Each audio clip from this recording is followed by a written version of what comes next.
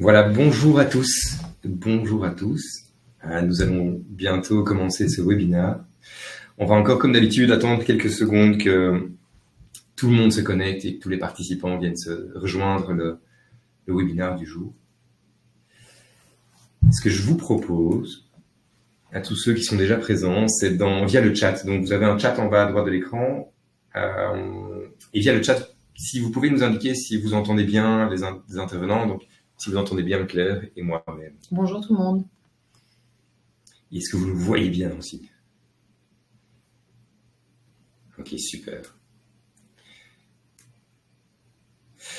Magnifique. On a déjà pas mal de participants. On va encore attendre quelques secondes que tout le monde se connecte. Il est 17h31, donc on va laisser un petit peu de temps à tout le monde de se connecter.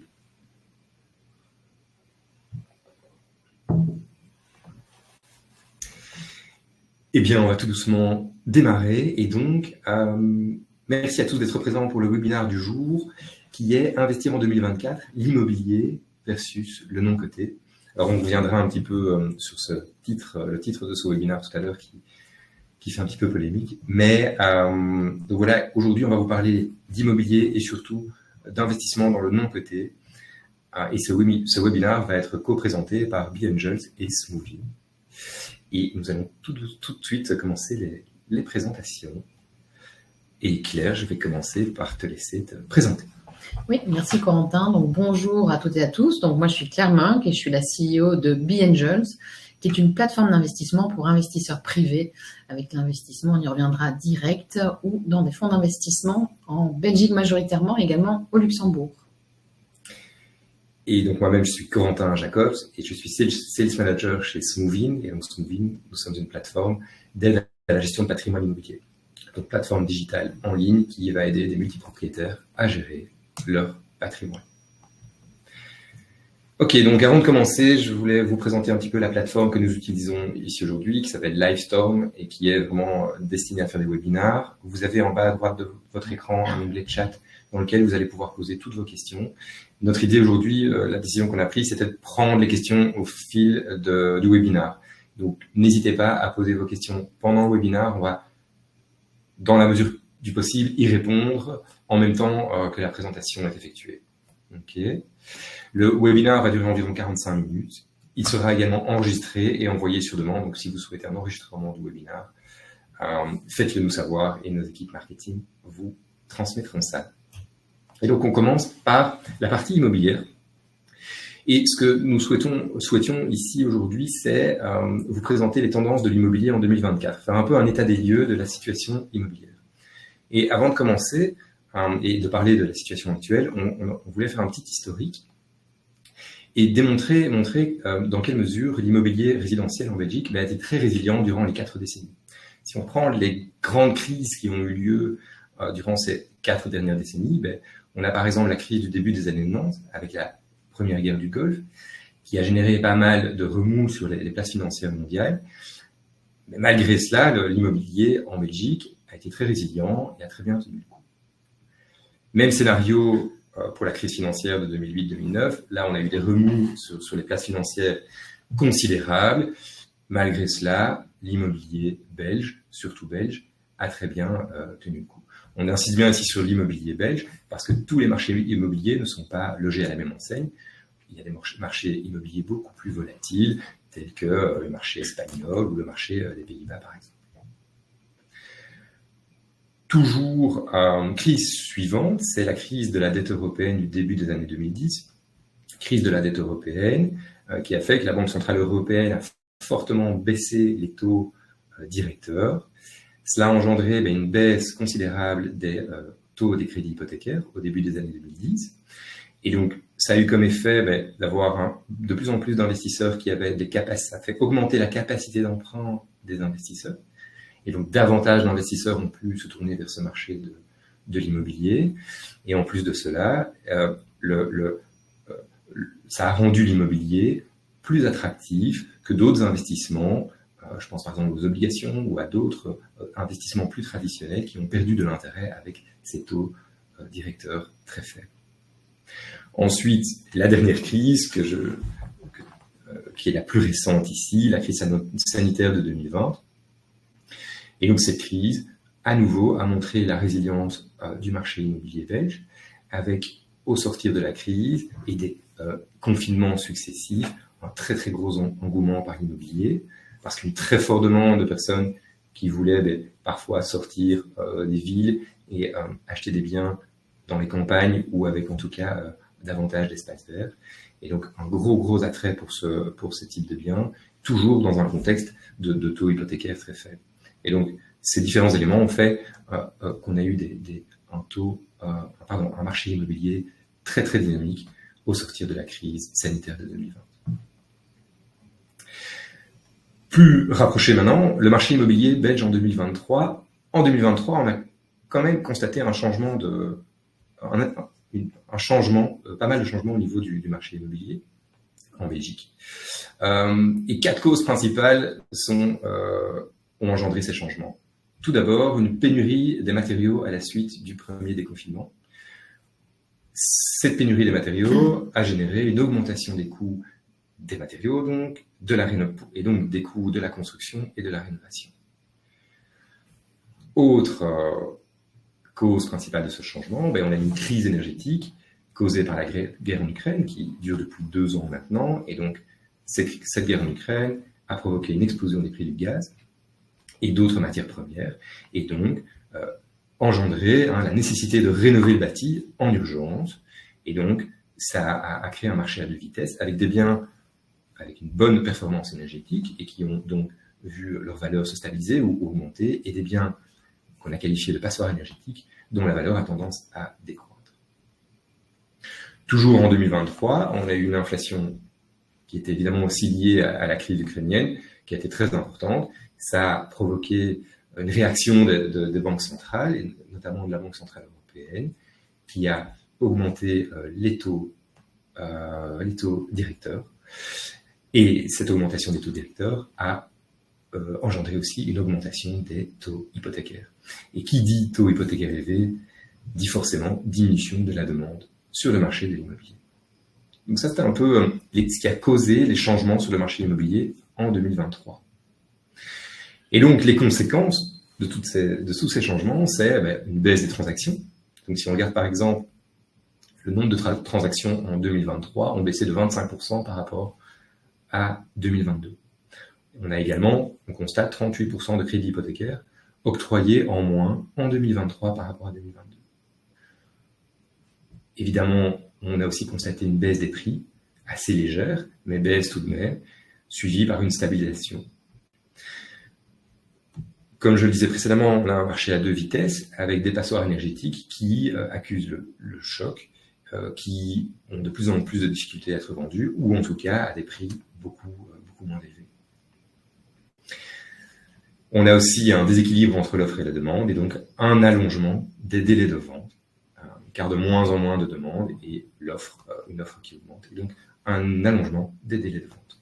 Corentin, si je peux te poser une question peut-être par rapport à la baisse des prix en 2023, est-ce que tu dirais que cela concerne certains types de biens ou certaines localisations, ou c'était vraiment général, sans compter les passoires énergétiques qui évidemment accusent le choc? Alors, effectivement, principalement les passoires énergétiques. De manière générale, c'est quand même resté assez stable. On n'a pas vu de forte baisse de prix. Je pense que la baisse générale ici, qui était très légère, a été provoquée principalement par les passoires énergétiques. Sinon, de manière générale, on est quand même sur un marché assez stable, voire de légères augmentations de prix. Voilà. D'accord, merci. Je ne sais pas s'il y a d'autres questions via le chat. N'hésitez pas à poser des questions par rapport à ce sujet. Je vais passer au slide suivant. Et donc, c'est ce nouveau marché en 2023 qui a été provoqué donc par la crise énergétique, par des exigences en termes de rénovation, par des taux élevés, ont provoqué une diminution de la demande sur le marché immobilier. Et donc, je vais répondre à la question qu'il y a dans le chat ici tout de suite. Ces différents éléments font qu'on est passé sur un marché immobilier, sur un marché d'acheteurs. Au sortir de la crise Covid, on était sur un marché de vendeurs. C'est-à-dire que c'est vraiment les vendeurs qui avaient le pouvoir, qui pouvaient limite à la limite réellement choisir l'acquéreur pour leur bien. Ici, la tendance est radicalement inversée. On est sur un marché d'acheteurs qui vont pouvoir avoir davantage de temps pour sélectionner leurs biens, faire des offres, négocier aussi des prix à la baisse. Et donc oui, pour répondre à la question ici de Célia, c'est une bonne période pour investir dans l'immobilier parce que l'acquéreur a plus de temps pour analyser les différents dossiers, pour négocier un meilleur prix. Donc on peut considérer qu'on est dans une bonne séquence pour les acquéreurs. Alors je vois aussi une question ici de Cindy. Quel est l'avenir des passoires énergétiques? Y a-t-il des acheteurs types pour rénover, faire une plus-value? Je pense que les passoires énergétiques ont clairement un avenir à partir du moment où on peut les acquérir à bon prix. Toute la clé est là. Et il y a énormément d'investisseurs aujourd'hui qui vont se spécialiser dans ce type d'acquisition. Mais leur principal critère au démarrage va être d'obtenir un prix le plus bas possible, évidemment pour se rattraper au moment des travaux. Donc, il y a un avenir pour les passoires énergétiques, mais les prix vont-ils pouvoir encore baisser? C'est ce qui semblerait arriver, même s'il n'y a pas de certitude à ce niveau-là. Alors, Valère nous dit qu'étant dans le milieu, je valide parfaitement qu'avant 2023, c'était la panacée et la renégociation à la surenchère, tandis qu'en 2023, on commence à renégocier les prix, d'où une stabilisation des prix que l'on peut considérer comme une légère baisse. Merci Valère pour ce commentaire. Alors, je vais passer au slide suivant. Je vois que Damien va intervenir, mais je vais passer au slide suivant, juste pour ici, rapidement, énoncer quelques perspectives pour 2024. On a donc une offre plus abondante que la demande pour le premier trimestre. Donc, plus de biens en vente sur le marché. En tout cas, par rapport à ce qu'on avait pu voir les années précédentes. Il y a, semble-t-il, une stabilisation durable des taux d'intérêt. Donc, les taux des crédits hypothécaires, semble-t-il, ne vont plus augmenter. On s'attend à une stabilisation, voire à une légère baisse. On peut imaginer que les banques, dans les mois à venir, vont souhaiter revendre davantage de crédits hypothécaires et donc faire des propositions commerciales un peu plus intéressantes pour les acquéreurs. Ce qu'on constate aussi maintenant que le premier trimestre est engagé, c'est qu'on a une baisse contenue, donc légère sur les prix de vente. On a toujours aussi une stabilisation de manière générale. Et on retrouve peut-être aussi un nouvel équilibre entre l'offre et la demande, donc tout serait en train de se stabiliser. Et donc, l'hypothèse qu'on énonce ici, c'est qu'il y a encore des opportunités profitables pour les acquéreurs. Et donc 2024 serait plutôt une bonne année pour les acquéreurs.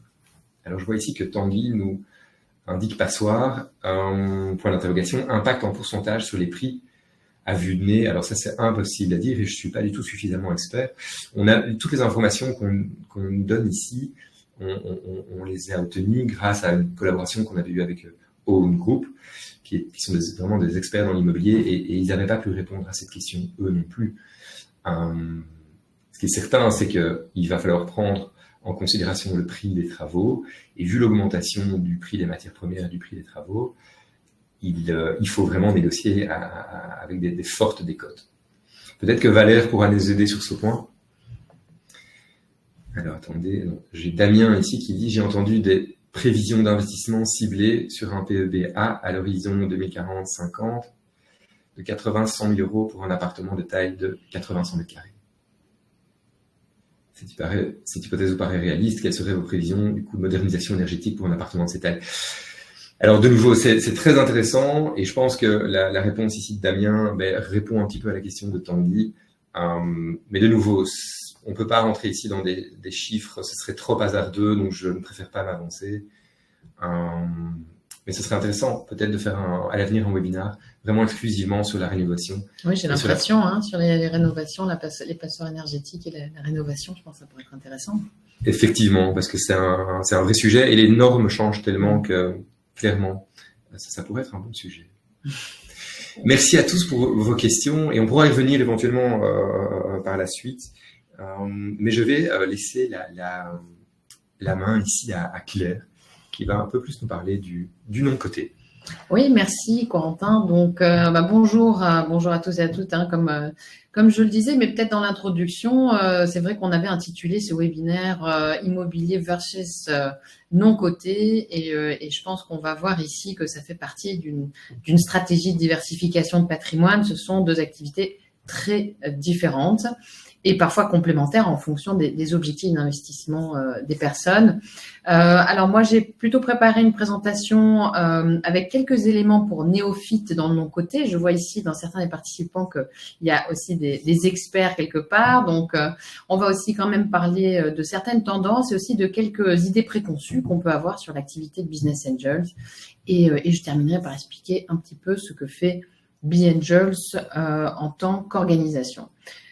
Donc la première chose, c'est de voir qu'est-ce que c'est l'investissement dans le non-coté. Mais donc en fait, à contrario d'investissement en bourse, par exemple, certains d'entre vous ont peut-être des actions en bourse, eh bien le non-coté, ce sont des activités où il n'y a pas de marché liquide. C'est pour ça qu'on appelle ça non coté. Il n'y a pas de cotation. On ne peut pas décider de manière, je dirais, individuelle et quand on le souhaite, de revendre ses actions, par exemple, dans des startups, puisque ça va être le sujet ici de ce webinaire. On va parler particulièrement des startups. Et donc, on ne peut pas décider d'acheter une action dans une startup et vouloir la revendre le lendemain. Il n'y a pas de marché pour ce genre d'actifs. Alors, quand on parle justement de ces actifs non cotés, on va en général parler d'investissements dans des entreprises, en fait, donc ici, et des investissements soit en direct, donc on devient actionnaire de société, par exemple, en tant que business angel. On peut aussi investir via des fonds d'investissement, de capital investissement, qui va parfois comprendre le capital risque. Donc, c'est vraiment pour le financement d'entreprises à différentes étapes. On va, comme je le disais, se concentrer ici vraiment sur l'investissement dans les entreprises et les startups.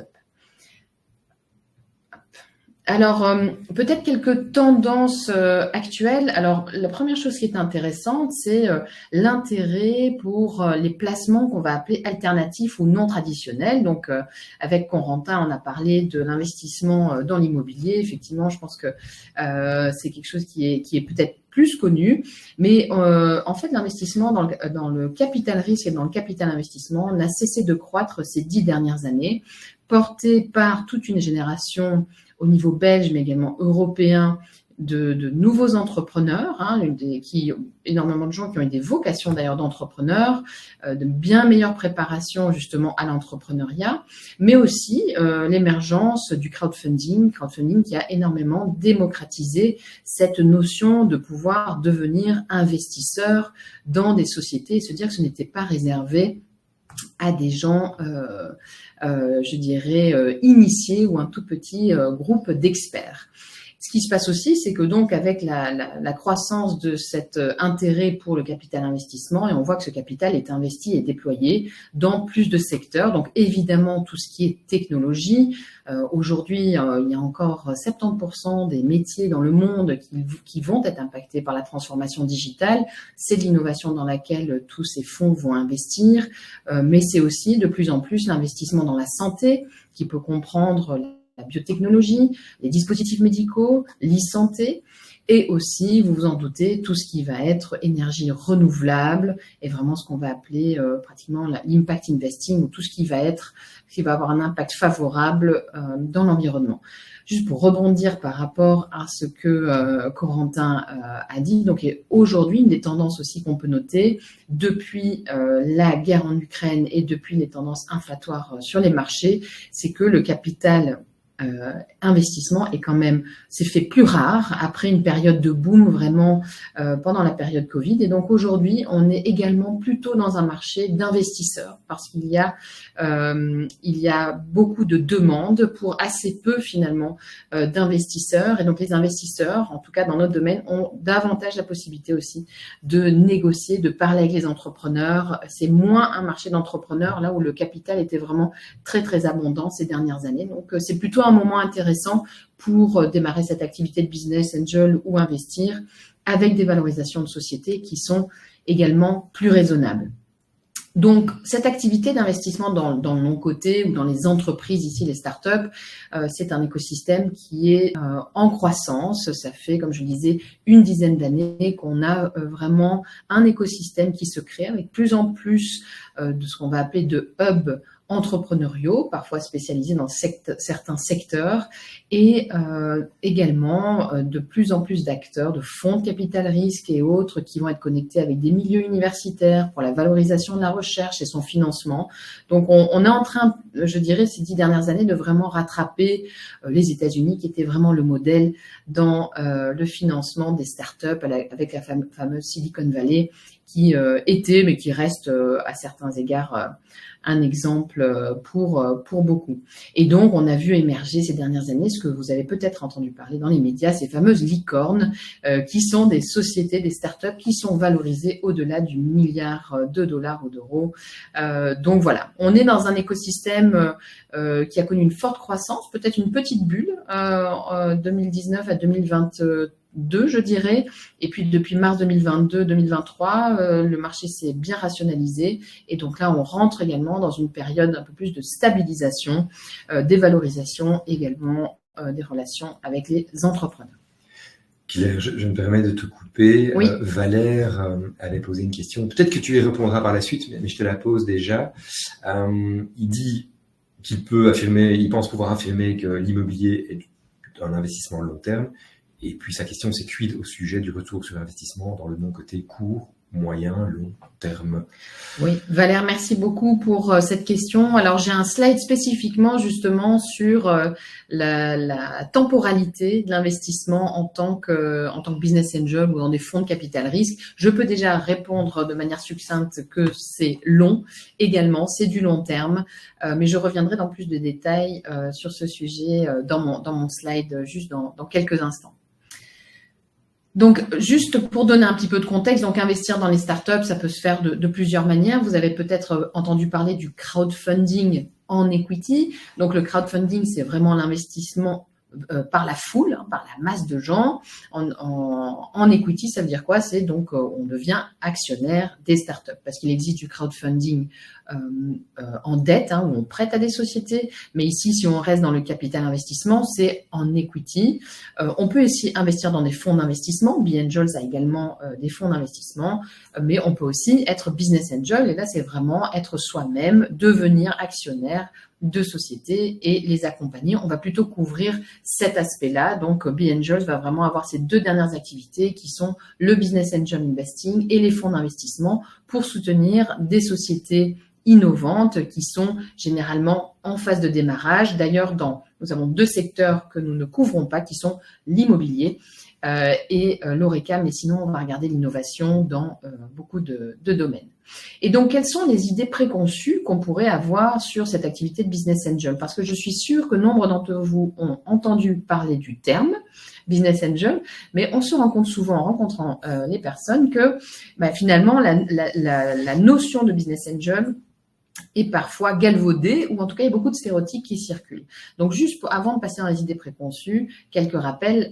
Le business angel ou la business angel, c'est quoi? Donc, c'est une personne privée qui va prendre ses propres décisions d'investissement avec son patrimoine et qui va investir une petite partie de ce patrimoine pour pouvoir devenir actionnaire de société, généralement de start-up en phase de démarrage et pourquoi pas de scale-up en phase de croissance, avec une volonté de pouvoir accompagner cet entrepreneur dans ce démarrage. C'est vraiment cette motivation est également très importante et donc le business angel ou la business angel va rejoindre un conseil d'administration d'entreprise pour pouvoir justement contribuer à la stratégie d'investissement, non pas au niveau opérationnel, mais vraiment pour aider dans ce trajet qui est finalement un trajet très excitant et intellectuellement très stimulant quand on est business angel. Et on va le voir, on peut le faire de plusieurs manières, mais voilà, au moins on sait ce qu'est un business angel. Les Américains disaient toujours, il y a deux choses chez un business angel, c'est les deux ailes, l'aile du capital et l'aile de l'expérience qu'on apporte aux entrepreneurs. Voilà, si on n'apporte que de l'aide, on est un coach ou on est un mentor. Si on n'apporte que de l'argent, dans ce cas-là, on est un investisseur financier. Et chez les business angels, on va essayer d'apporter les deux choses. Claire, je me permets de t'interrompre ici. Ça signifie que l'investisseur business angel doit logiquement avoir une expérience dans le domaine dans lequel il investit? Alors, on va évidemment le recommander parce que on va y revenir, mais bon, l'investissement en capital risque, en particulier au stade où nous le pratiquons, reste très risqué. C'est-à-dire statistiquement, sur chaque investissement, on prend un gros risque. Et en fait, la seule façon de mitiger ce risque, ou la principale façon de mitiger ce risque dans notre domaine, parce qu'il y a évidemment la diversification de portefeuille, on y reviendra, mais c'est d'investir dans ce qu'on connaît ou ce qu'on comprend. Parce que quand on va investir sur une équipe, sur un projet qui a sûrement déjà démarré, qui a un petit peu de traction, comme on dit dans notre domaine, peut-être un petit peu de revenus, mais où quelque part tout reste à faire. Et donc c'est parce qu'on connaît un secteur, c'est parce qu'on a les bons réseaux, parce qu'on sait qu'on va pouvoir accélérer le développement de cette société, qu'on va vouloir y investir, parce que justement, on peut apporter cette valeur. Donc, il y a plein de façons d'investir. Alors, il y a des gens qui co-investissent ensemble. C'est très rare que les business angels soient seuls, donc on co-investit à plusieurs. Et chacun peut peut-être amener une partie de l'expertise dans un même tour de financement. On peut avoir quelqu'un qui est l'expert sectoriel, quelqu'un qui va apporter un input sur les aspects financiers, quelqu'un qui est spécialiste en marketing. Et ces gens vont se mettre ensemble et donc, du coup, vont faire un petit panaché de compétences et de réseaux à apporter à l'entrepreneur. Et si on n'a pas le temps, il y a des fonds d'investissement pour pouvoir quand même apporter, je dirais, sa pierre à l'édifice en termes de capital. Et puis voilà, quelque part, on dit toujours, c'est rentabiliser aussi son patrimoine et son expérience, mais de façon différente. Okay. Donc, première idée préconçue, il faut être un entrepreneur à succès et avoir revendu sa société ou être un expert en finance pour investir dans les startups.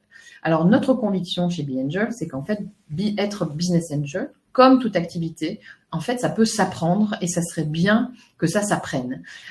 Donc, on a chez B-Angels mis en place depuis déjà de nombreuses années des cycles de formation qui sont donnés par des business angels pour d'autres business angels, alors soit qui sont complètement novices dans l'activité, n'ont jamais fait d'investissement dans les startups, soit souvent qui l'ont fait un petit peu par hasard. Ils ont rencontré des porteurs de projets, ils se sont dit que c'était sympa, ils ont lu un article dans la presse, ils ont commencé à le faire. Mais notre conviction, c'est vraiment, voilà, ça peut s'apprendre et finalement, on n'a pas vraiment...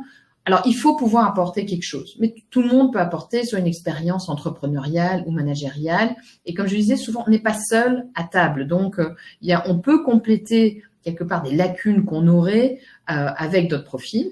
Et aussi, chez B-Angels, on a, par exemple, des partenaires qui ont des formations ou des rappels sur les aspects financiers. Donc, par exemple, lire un bilan. Il y a des gens qui l'ont fait pendant les études, ils n'ont pas forcément fait une carrière financière. On va les reformer pour leur apprendre à lire un bilan dans la perspective de l'investissement dans une start-up ou dans une scale-up. Donc, pour nous, il n'est jamais trop tard pour commencer. Surtout, c'est important d'apprendre l'investissement en tant que business angel. C'est assez peu de théorie et beaucoup de pratique. Et justement, nos business angels sont là pour donner quelques bons réflexes pour que, en fait, ces personnes qui souhaitent devenir investisseurs et investir dans le non-coté en tant que business angel, peut-être sous différentes formes, comprennent les attentes des entrepreneurs, les attentes que les entrepreneurs vont avoir envers eux, le rôle des investisseurs, la durée, le type d'investissement et à quoi s'attendre en général. Parce que c'est ce qu'on disait, on le verra tout à l'heure, mais dans un slide, nous, ce qu'on souhaite, c'est que les gens qui s'intéressent soient le mieux accompagnés pour pouvoir rester investisseurs dans les startups pendant de nombreuses années. Et pour ce faire, si on est préparé, on sait mieux quelle trajectoire on va suivre. Et donc, on est là pour de nombreuses années pour soutenir l'écosystème entrepreneurial parce que c'est vraiment de ça qu'il s'agit. Alors, deuxième, idée préconçue, il faut être très fortuné pour être business angel. Alors, dans une certaine mesure, oui, ce n'est pas accessible à toutes les bourses. Contrairement au crowdfunding, par exemple, la moyenne d'investissement est aux alentours, de 2 000 € par personne. Les investisseurs chez nous, chez B-Angels, quand ils deviennent actionnaires d'une société, vont investir en moyenne aux alentours de 25 000 € par ticket, par tour de table. Et il va y avoir, il y a des gens qui investissent beaucoup plus, parce que ça dépend aussi d'une stratégie d'investissement. Puis tout le monde va se mettre ensemble et apporter entre, en moyenne 250 000 € par société jusqu'à 500 000 € pour ces sociétés. Alors oui, effectivement, c'est pas pour toutes les bourses. Il faut surtout se dire que ça ne doit pas être de l'argent dont on a besoin, c'est de l'argent qui va être immobilisé pendant de nombreuses années, en moyenne 7 ans. On y reviendra, c'est ce qu'on constate dans le réseau. Il faut aussi se dire que chaque euro qu'on investit dans une start-up va amener 1 euro, voire 2 euros supplémentaires de réserve pour pouvoir soutenir les startups qui en auront besoin parce qu'elles grandissent plus vite que prévu ou moins vite que prévu, mais on continue à être convaincus. Et donc, quelque part, on réserve un budget d'investissement pour ces startups. Donc oui, effectivement, il y a quand même des garde-fous qui sont importants. On ne met dans cette activité que ce qu'on peut se permettre de perdre, ce qui est un discours commercial aussi parfois compliqué, mais au moins on est sûr que de nouveau les gens savent à quoi s'attendre. Et puis il y a aussi les attentes des entrepreneurs qui sont importantes, c'est-à-dire que les entrepreneurs, quand ils rencontrent des business angels, ils s'attendent à des gens qui ont un certain patrimoine, des moyens pour pouvoir investir et les suivre. Et c'est aussi important de se dire, si on met 5 000 € dans une société, c'est pas la même chose que d'en mettre 25 000. Et on n'a pas le même rapport par rapport à l'entrepreneur et l'implication qu'on peut avoir. Donc, quelque part, on dit toujours que quand les business angels investissent dans des sociétés, on est côte à côte dans le même bateau pour aller dans la même direction. Mais c'est parce qu'il y a une implication du côté de l'entrepreneur, évidemment, très importante, et y compris financière. Et pour le business angel aussi, il y a une implication qui est financière et qui n'est pas marginale. Et donc, on a envie de s'impliquer. Par contre, depuis de nombreuses années, il existe plein de solutions pour pouvoir commencer l'investissement d'autres façons, avec un patrimoine peut-être plus limité. Donc, BeAngels, par exemple, propose depuis une dizaine d'années à des personnes qui souhaiteraient commencer, on va dire, en douceur l'activité de business angel, d'investir à 10 à 20 personnes, 20 000 € chacun, qu'ils mettent dans un pot commun, on les accompagne avec des coachs, avec des formations et avec ce montant-là, ils vont investir ensemble dans 3 dossiers dans l'année. Ça permet de commencer tout doucement l'activité, de commencer à se constituer un portefeuille d'investissement et justement, c'est le ticket collégial qui est intéressant pour l'entrepreneur qui va recevoir justement un ticket intéressant pour lui ou elle, mais en fait, derrière, il y a des personnes qui ont mis un montant moins important, par exemple, l'équivalent d'un ticket dans, en fait, 3 sociétés. Et pour les entrepreneurs aussi, il y a de plus en plus de demandes de rassembler les petits investisseurs dans des véhicules d'investissement pour ne pas avoir trop de petits investisseurs. Donc, il y a des moyens de commencer. On a aussi chez BeAngels, par exemple, des fonds trackers qui est un petit peu comme les ETF en bourse, vont permettre de suivre des décisions d'investissement de nos business angels. Ça commence à partir de 10 000 € pour pouvoir avoir un portefeuille de 8 sociétés environ dans l'année. Donc, il y a des moyens de commencer, mais oui, effectivement, il y a des attentes et il faut faire attention à sa propre stratégie patrimoniale. Claire, juste, est-ce que tu peux réexpliquer cette dernière notion de tracker? Je suis pas sûr d'avoir bien compris. Oui, tout à fait. Donc, au contraire, donc j'ai parlé de business angel, c'est assez actif. On a les groupes d'investissement qui, là, voilà, c'est un plus petit montant et on apprend à investir ensemble. Donc, il y a aussi une démarche d'apprentissage et d'intelligence collective. Ça, c'était le ticket à 20 000 €. Ça, c'est le ticket à 20 000 €. Oui. Et puis, les trackers, en fait, ce sont plutôt des outils de co-investissement plus passifs. Donc là, on est plutôt sur des gens qui ont envie d'investir dans les startups, parfois pour pouvoir accéder à un incitant fiscal intéressant qui est le tax shelter pour startup, qui permet de déduire 45% de ce qu'on investit dans les startups de son impôt. Donc c'est un incitant qui est non négligeable et donc ce genre de tracker peut donner accès à cet incitant-là. Donc, on est sur un profil plus passif. Et en fait, si nos business angels ont décidé d'investir dans une société, qui vont être impliqués dans la gouvernance, alors on peut utiliser des montants qu'on a dans ces trackers pour co-investir. Et donc, ça va créer tout au fil de l'année un petit portefeuille de co-investissement. Mais donc là, le rôle de l'investisseur est beaucoup plus passif puisqu'on met dans une sorte de mini-fonds d'investissement et c'est déployé au fur et à mesure de l'année. Et qui s'occupe de diriger ce fonds? C'est vraiment BeAngels qui a la main et qui va diriger le fonds, participer au conseil d'administration des sociétés? Alors, dans ce cas-là, du tracker, en fait, effectivement, c'est B-Angels qui va mettre sur pied le véhicule d'investissement, on va dire gérer tout le back-office et l'administratif. Et en fait, c'est souvent un de nos business angels qui va participer au conseil d'administration, ceux qui sont à l'origine de la décision qui va enclencher le tracker. Et il y aura toujours quelqu'un de notre équipe aussi en tant qu'observateur au conseil d'administration pour pouvoir suivre l'entrepreneur. Voilà, donc ça, c'est plutôt le rôle de B-Angels dans ce cas-là. Et le ticket d'entrée pour ce... C'est 10 000 euros, ce sont des tranches de 10 000 euros. Donc, voilà. Donc ça, c'est un petit peu le seuil minimum pour être actif chez B-Angels dans un outil qui est un peu plus passif, je le disais, mais où on apprend quand même énormément et on a un petit portefeuille souvent très diversifié de sociétés. Ok, super. Super clair. Je vois que Valère a une question, justement, oui. On va peut-être là. Comment perçoit-on la plus-value espérée en IMO si j'investis 250 000 euros, j'espère avoir un loyer ainsi qu'une plus-value sur l'immeuble après X années. Avec B-Angel, reçoit-on des dividendes ou sommes-nous propriétaires d'une action qui sera valorisée? Oui, c'est ça, donc dividendes, actions.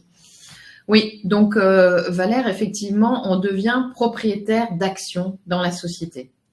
Donc surtout quand les entrepreneurs démarrent, c'est vraiment très important pour eux qu'ils aient des fonds propres. Donc c'est souvent pour ça qu'ils viennent voir des business angels, c'est parce qu'en fait ils n'ont pas encore de capacité de remboursement. Donc en fait les prêts bancaires sont souvent pas ou peu accessibles et les fonds de capital risque, je dirais la société n'est pas assez mature. Donc c'est très important pour eux d'avoir des fonds propres apportés par du capital et donc des gens qui vont devenir actionnaires. Donc comment est-ce que s'exprime la plus-value dans l'activité de business angel? Alors il n'y a pas de dividende. Il n'y a pas de dividende. Pourquoi? Parce qu'en fait, dans les premières années de la société, tout ce qui est généré va venir financer la croissance, les nouveaux développements de la société. Et donc, il nous faut, à la limite, on peut voir parfois que on va justement encourager tout le monde à ne pas demander de dividendes, mais de toute façon, je dirais, ce n'est pas une pratique de demander des dividendes et souvent la société est en pleine phase de croissance, donc on n'est de toute façon pas en capacité de donner des dividendes. Donc en fait, en tant que business angel, comment se passe la plus-value? On détient une action, eh bien on va essayer de revendre cette action dans 5, 7, 9 ans. Ça dépend des secteurs dans lesquels on investit. Ça dépend de plein de facteurs. Mais c'est souvent pas le business angel qui déclenche la demande de revente de l'action. Donc, qu'est-ce qui va se passer? C'est que la société innovante qui a développé un nouveau produit sur le marché va se faire racheter par un grand groupe qui, plutôt que de développer cette même innovation, va se dire non, plutôt que de développer in-house, je vais racheter cette société et à ce moment-là, eh bien, les investisseurs ont l'opportunité de faire une plus-value sur action. Ça, c'est une typologie dans ce qu'on appelle une trade sale, donc vraiment une vente à une autre entreprise. Il y a bien sûr parfois des sociétés qui sont mises en bourse. C'est très rare. On en a eu, je crois, 3 dans l'histoire du réseau. Ça arrive, mais je dirais que c'est pas du tout le plus commun. Le plus commun, c'est vraiment la revente à des grandes organisations. Et puis parfois, il y a la revente aux entrepreneurs qui ont ouvert leur capital à un moment donné de la vie de leur société en disant voilà, maintenant j'ai besoin d'accélérer, mais dans quelques années je générerai, donc ça dépend vraiment de la typologie des sociétés, mais je générerai suffisamment de chiffre d'affaires pour pouvoir vous racheter avec une bonne plus-value. Donc en fait, le business angel n'a une plus-value qu'à la sortie et à la revente de ses actions. Ok, super clair, super clair. Voilà. Alors, on passe à justement une autre idée préconçue. Voilà, Business Angel, c'est un moyen de gagner rapidement de l'argent. Alors, on revient justement à la question de Valère un peu plus tôt. Le business angeling, on l'appelle souvent le capital patient. Et en fait, on avait souvent cette idée préconçue, notamment après la bulle Internet des années 2000, de dire c'est génial, on devient actionnaire dans les startups et 6 mois, 1 an après, on revend ses actions parce que Google ou Facebook ou un GAFA européen nous a racheté et donc voilà, c'est l'Eldorado. Alors ça, effectivement, ça arrive de temps en temps, mais ce sont des exceptions que ça puisse aller aussi vite d'investir dans une société qui est, comme on appelle, un événement d'exit, donc de sortie. Donc en général, c'est vraiment une période ou un cycle de, je dirais, 5 à 7 ans en moyenne, où on reste actionnaire de ces sociétés, parce qu'on investit très tôt, donc dans des choses assez innovantes, qui parfois vont mettre du temps à trouver leur marché. Hein. On va, ce qu'on appelle dans le milieu, on va itérer, on va chercher son chemin en tant qu'entrepreneur. On va rencontrer son marché. Ça va prendre du temps. Donc, en tant qu'investisseur aussi, il faut le savoir, il faut le comprendre. C'est normal. On a un business plan au début. Souvent, on va vraiment, c'est très rarement le respecter, hein, parce qu'on se confronte au marché et il faut justement être agile et pouvoir s'adapter. Et puis, voilà, à un moment donné, le produit va rencontrer le marché, on espère, hein, dans les cas où ça se passe bien.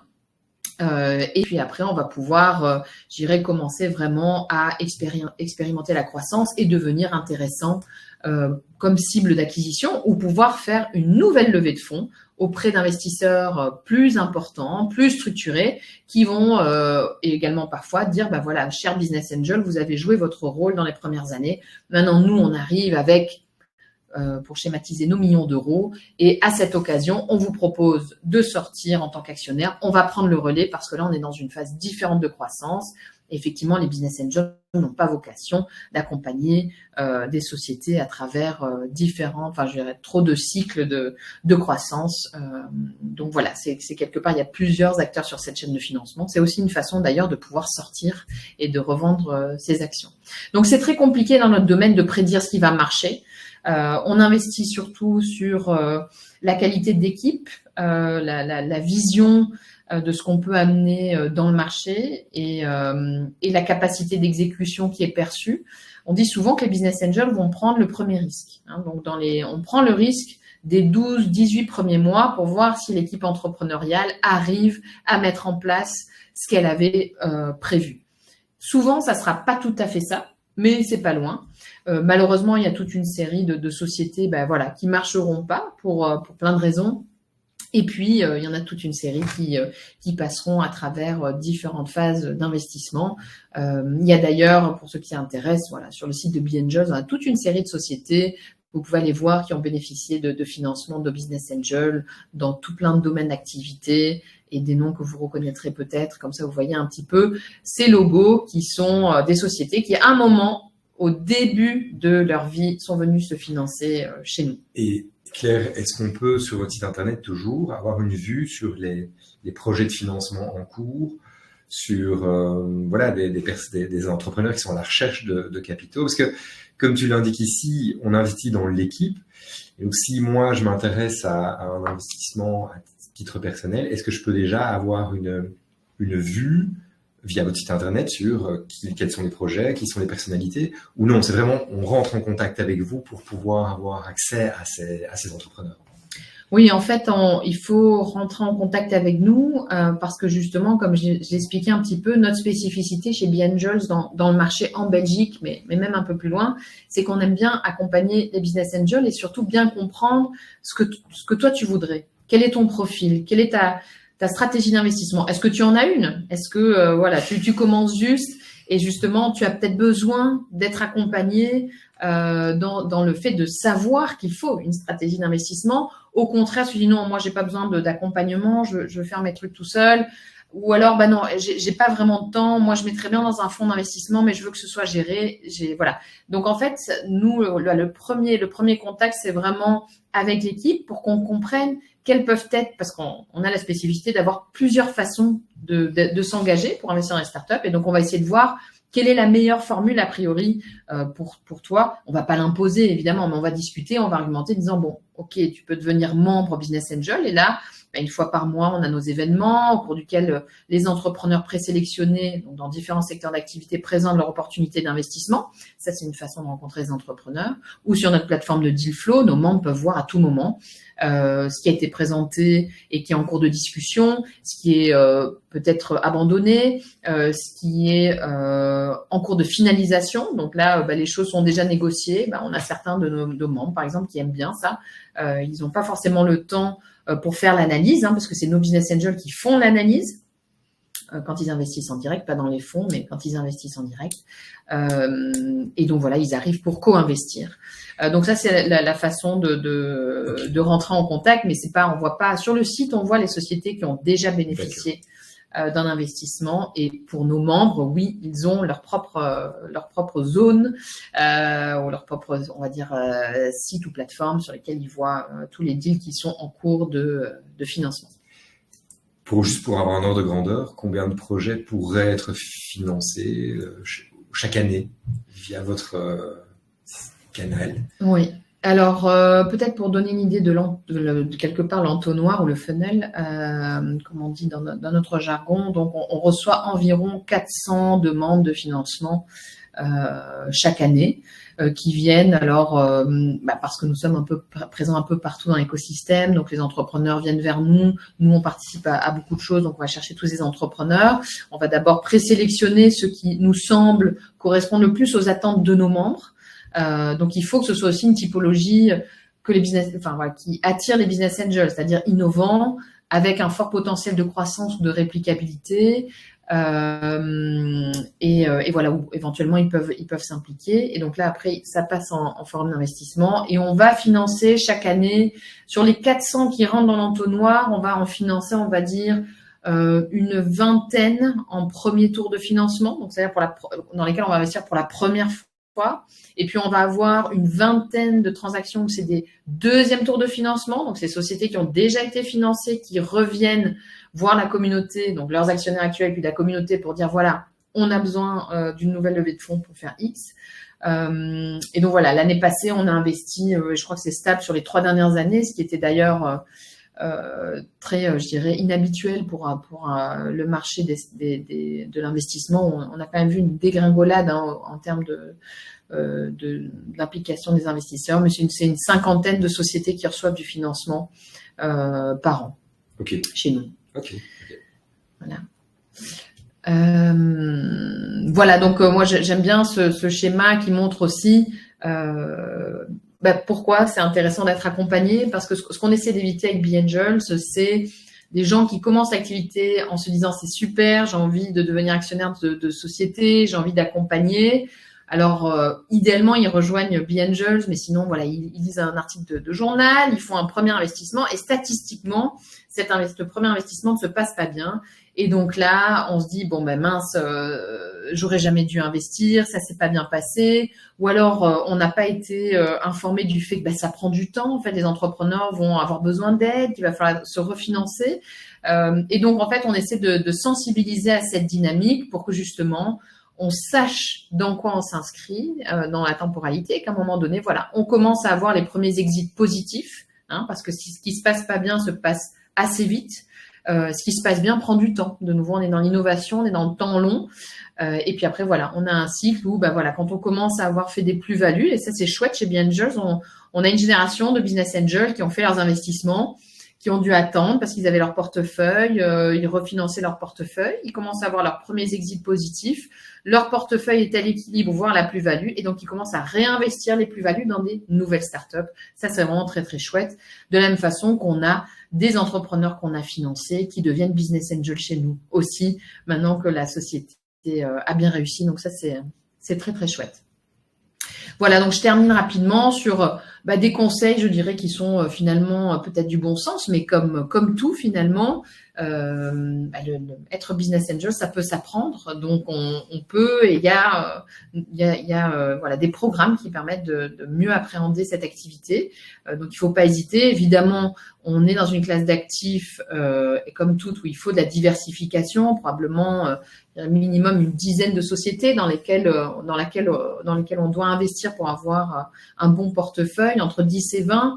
Donc là, il faut voir est-ce qu'on veut le faire à titre personnel, est-ce que c'est plus facile de le faire à travers des trackers ou des fonds d'investissement, des notions intéressantes à considérer.